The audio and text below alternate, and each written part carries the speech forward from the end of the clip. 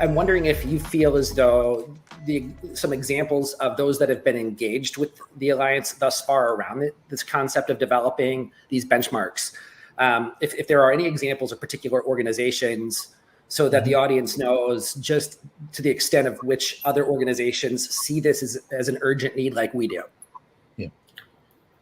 Yeah, and I would say, when we opened the doors to this idea, it was approximately August of 2022. It was in August of 2022, where we opened the doors after speaking with parties around the world for the previous 18 months about this gap in the marketplace. And what I was astonished by, with no marketing, no significant activity except for just friends of friends kind of spreading a word, was the immediate engagement of participants around the world. And we had partners from UNESCO and the activities there from day one who indicated this was a critical need throughout their collective activities. And as they think about best practices in technology development and AI and policies that impact delivery around the world with a goal on equity for all students, it was amazing, that kind of reaction that this is a critical need. And then we have folks that are representing school districts. We have David Jarbo, who's with a school district in the Colorado Springs area in the United States, who's a technologist leading technology delivery and is at the table on the advisory council with the same interest and needs that those big players have. We have innovative companies like Renaissance and Carnegie Learning and Edmentum, who are in education delivery or Ascend Learning. And when we say education delivery, it's lifelong. It's not just K through 12. It's not post-secondary. It's corporate training. It's workforce. It's all of it. And they all joined in immediately because they said, we can't build our products safely, collectively, into whatever it may be, without having some shared efforts going on to build trust. And then we had people from around the world. A great example is Jet Education Services from South Africa, who was one of the first multinationals who joined in. And they're an NGO working to develop technology solutions, policy, and practice to lift up delivery throughout the Southern African countries, though they're located in South Africa. And so they immediately aligned and have endorsed and engaged, as have parties across like Australia, who are looking to establish their policies for their country in 2023 for the safe delivery of AI in education. And they said, we don't want to do this alone. Collective is better. Let's collaborate.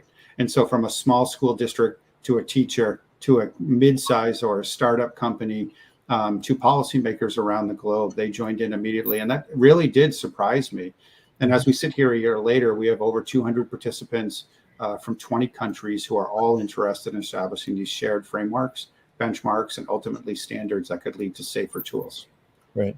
Yeah. What I would add to that too, Dale, is I think because the involvement of organizations like Renaissance Learning and Ascend and Edmentum and Carnegie Learning at the very earliest stages, we know that those are organizations that do a pretty intensive job of checking with teachers and other educators for everything that they do. So teachers were either directly involved or they were one degree of separation away. And the same extended with the early engagement of groups like Innovate EDU, which is working similarly to Dextera on data interoperability issues very, very broadly across the country, and another kind of early joining organization, Digital Promise, which I think is working especially closely with what they describe as the League of Innovative Schools. So there's a collection of, I would describe this as like a system with multiple nodes that are, themselves sometimes directly interconnected. We had a rich network of educators that are involved with organizations that are engaging collectives of educators and then connecting to the education technology sector. So the feedback and response from that group of friends and colleagues, I think gave us a lot of momentum as we started to think about where we could go. But they also gave us some great advice about how to do it, who else we should think about in engaging. And I would say, as a person who's worked across these kind of networks previously, this is by far the group that I think has gelled most quickly and where there has been such a high level of trust in our very first events, our launch event in August 2021 in San Diego at the ASU GSV conference. We hosted about a 40-person closed door Chatham House rules, free for all conversation about things, and people went there. Right now, we were able to name some of the tough issues. We had people in the room who are significant players around government policy, and when issues got named, they grabbed that and said, "Well, so what would it take? And why is that an issue?" And it's partly because we haven't worked together. We haven't said that we're going to assume trust, and the cost of violating that trust is you're probably not going to play anymore. Right? So let's figure out what room you need, what we can do, whether we need to start with a smaller scale proof point or experiment, or whether we can start to think more broadly about things. And it was, there are very few things in my educational career that I would describe as electrifying, but for me, that was an electrifying moment. I think you raise a very important point here as we are getting close to time, Jim, which is that there's a lot of fear, uncertainty, and doubt about anything new, particularly when it comes to technology and science fiction and perceptions about what artificial intelligence brings, and that something such as the SAFE benchmarks framework would be mostly concerned about that fear, uncertainty, and doubt, about just focusing on those risks and those threats. But that to me is just a prerequisite, no different than buckling your seatbelt before going on an exciting adventure. Right. Mm-hmm. And as a final comment from both of you, I'd like to hear about some of those positive themes that are emerging in the conversations that you're having that lead you to feeling electrified and energized about the potential for what it means for our field, both for the learners, but also for the working conditions and the efficacy of teachers, particularly. I feel like there's a lot of positivity around those things as long as we buckle our seatbelts first and have some agreements about how we're going to travel together on the highways and byways. Right. So as we wrap things up here, let's just do so with a positive comment about what the promise of AI and EdTech portends for the entire field. Mm-hmm. Jim, why don't you go first this time? Okay. Oh, sure. Yeah, I think so. There are maybe 2 or 3 ideas. We'll see which ones kind of form first or kind of emerge first in my discussion.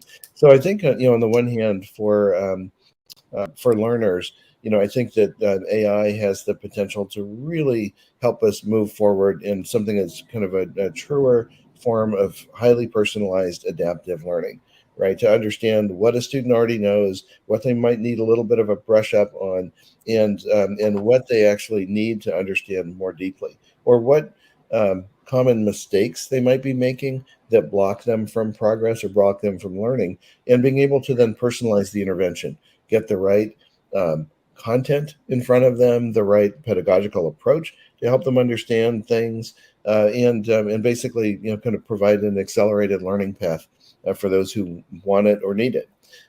For teachers, this means giving them information, kind of, turning data into usable information about all of the students in their classroom, or all of the students if they're in an online class, where they have even more people to tend to. But it means just knowing more about where a particular learner is at a moment in time, hopefully having some context about that person's life and their interests, so that you can then engage them more fully, or offer them encouragement, or some kind of an intervention when it's needed, based on some actual data, and making it a little bit less of a guess.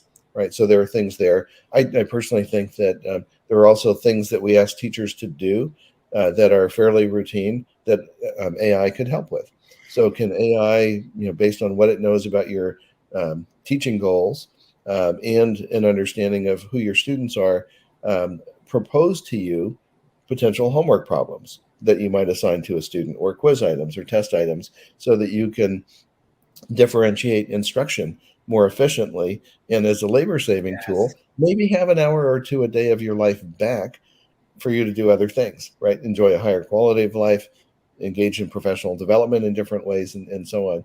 And then I think if you roll that up at a system level, and I'll focus on students with particular kinds of learning disabilities, we have a higher rate of diagnosis for students in wealthier families, and a very, very low rate of diagnosis for students in families with lower incomes. So if we're able to detect in the data flows markers of dyslexia or some other type of learning disability, we can then say to a student, to a family, to educators, this is someone who needs some special attention, right? A different level of diagnostic attention. And then here are the wraparound supports that will help the student stay engaged in school.